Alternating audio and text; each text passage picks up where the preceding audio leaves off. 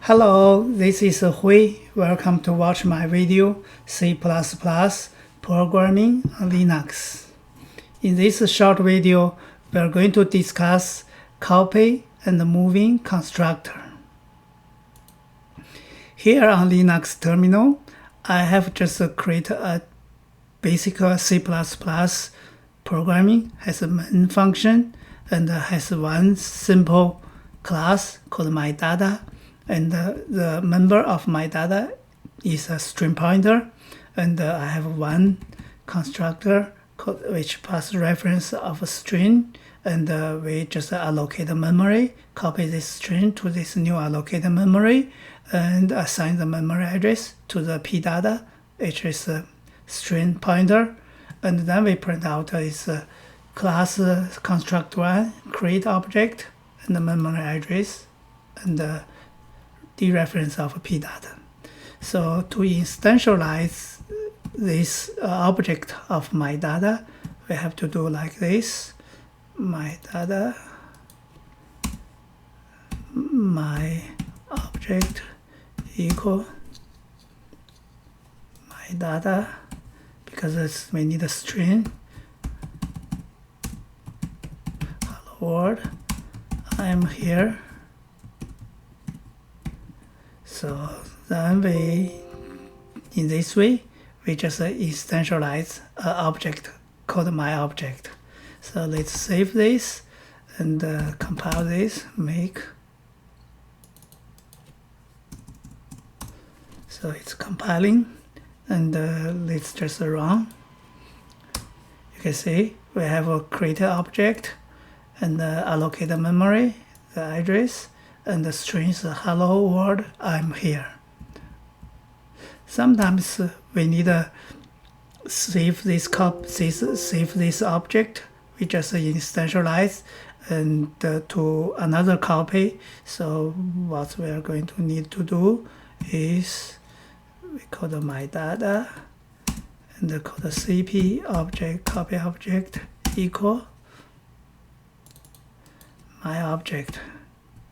So in this scenario, what we need to do, we need to create a new constructor called a copy constructor. So we make a copy constructor. So different this copy constructor is, we're going to use my data. Instead we pass a string, is input is object in object, and the new memory should be using the dereference in object dot pdata, because this pdata is a string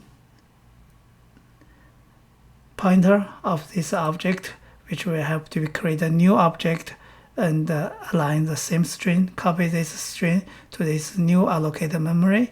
So let's say call the constructor 2, and instead of this one is a copy, it's a create, it is a copy. So okay, now let's save this, let's recompile this,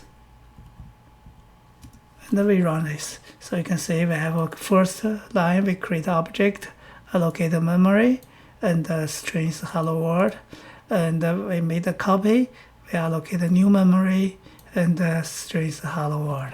So this is what we show is a copy constructor. So in most times we need to create a container like an array or vector to save data, since object is data, where sometimes we also need to save this object to a vector. So let's say we declare a vector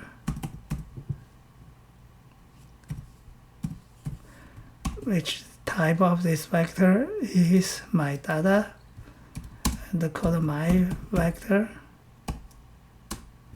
and we're going to save my object, this object, to the vector. So this is my vector dot push back.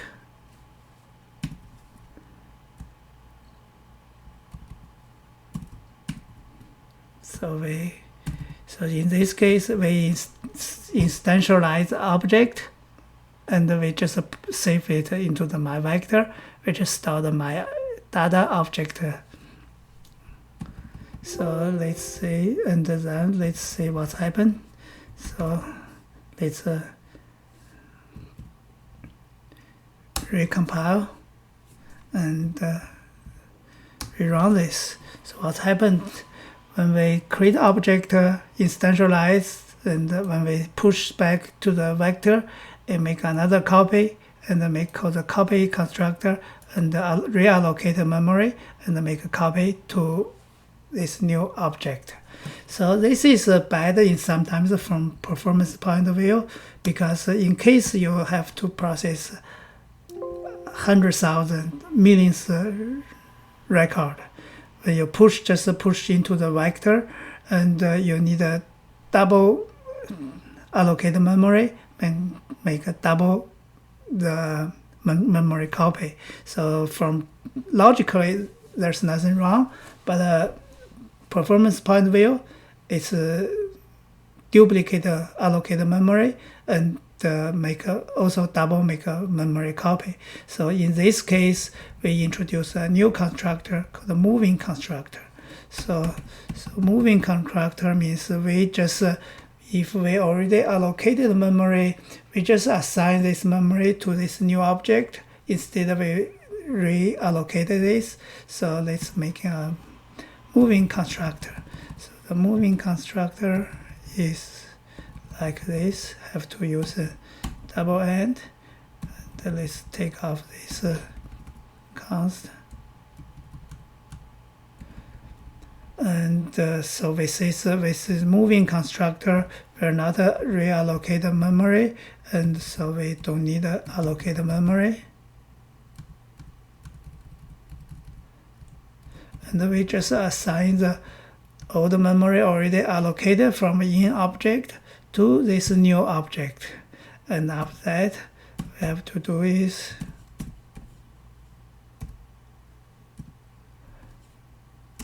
old object's pointer are equal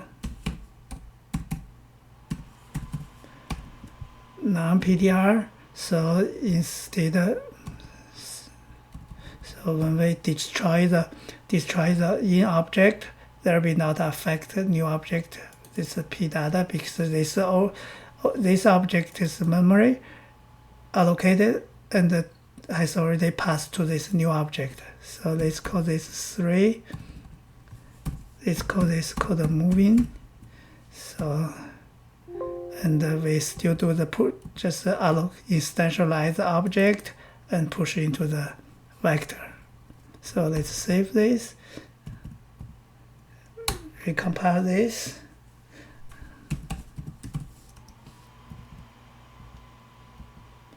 Let's run this. So you can see now we create an object, instantialize the object, allocate the memory, and when we push into the vector, we just call the moving constructor.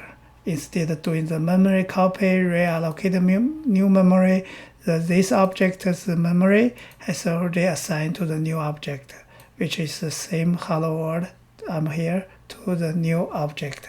In this way, we can huge improve the performance. So let's see if we make a loop.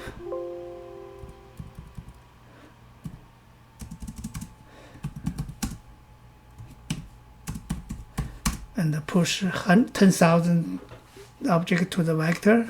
So for I equals 0,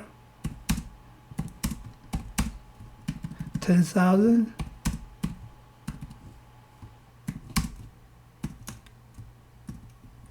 And then we just push this, make a 10,000 loop, and so.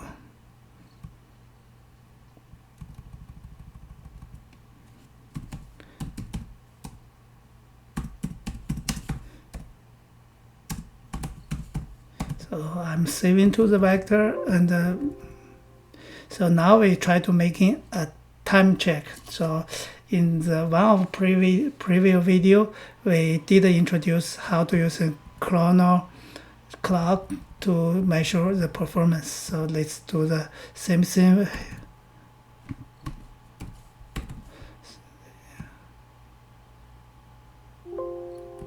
So we use define the new clock, which is a chrono clock, and we take the checkpoint before the loop, which called the time start.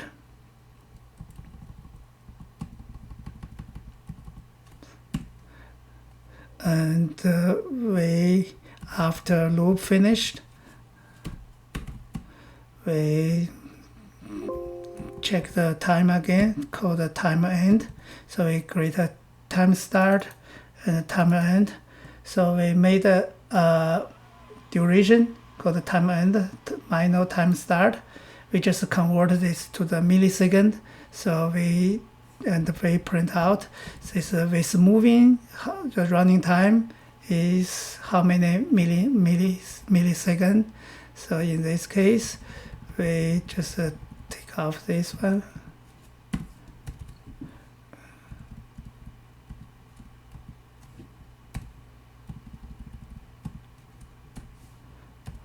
We don't want to print each object we assign, so we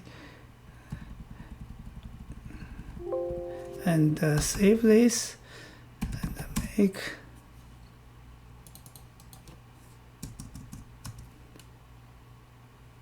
let's run this. So it's a 7 millisecond. So I made a binary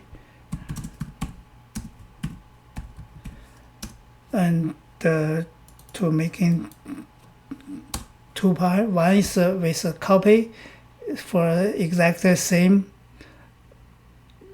10,000 object, my data object into the vector with a copy constructor where running time is 50 milliseconds, 11, but with moving constructor and the running time is 6565. You can see, so the moving constructor introduced the moving constructor, and instead of a memory copying twice, it's save a lot of time. So,